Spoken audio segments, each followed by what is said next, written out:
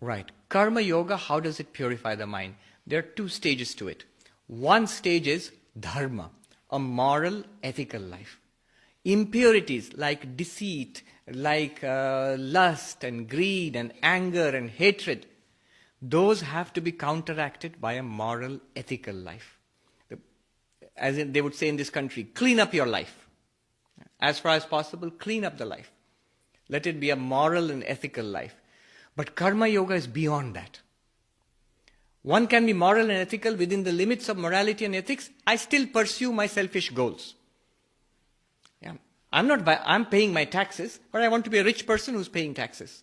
I want to enjoy my life. I'm not going to overstep the bonds of decency, but I'm going to go out and party and have fun. So those are also self-oriented goals. It's still selfish. When I go from ethical and moral life to unselfish action, I am doing something for the benefit of others. When I offer a puja, I say, here is the puja I offer to the Lord. I don't want anything in return. I love thee, therefore I do it. So then action becomes unselfish. You see, otherwise what happens is, all our action, ethical or unethical, is basically meant to make this fellow happy. This bundle of flesh and blood, I think this is me, so all that I do, good and bad, is to make this thing happy. But here is the fundamental problem, that this is not me.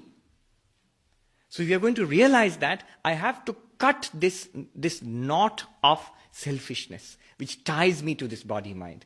So a powerful method is to engage my body and my mind in unselfish action. Advaita Vedanta, finally what realization will you get? I am all of this.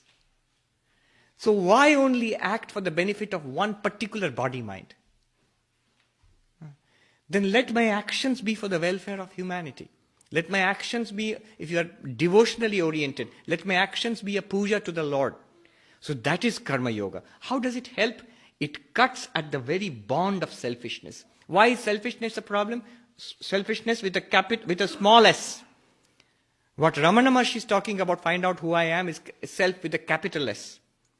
That self is common to all.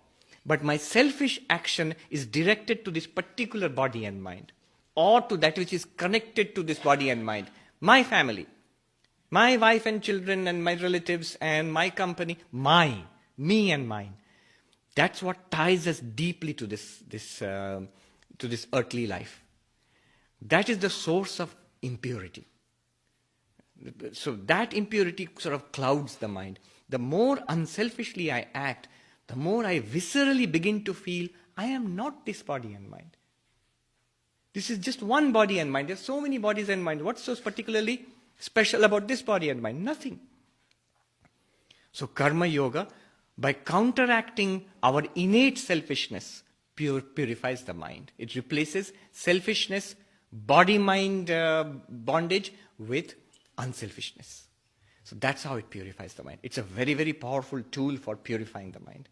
It's a pure mind which can be concentrated by meditation. And it's a concentrated and pure mind which can immediately grasp when somebody like Ramana Maharshi says, find out who I am. It grasps it immediately. Not only grasps, holds on to it. Many of us, we get it, then we slip away from it again. Thank you very much. I enjoyed this session. Om Shanti Shanti Shanti Hari Om Tat Sat.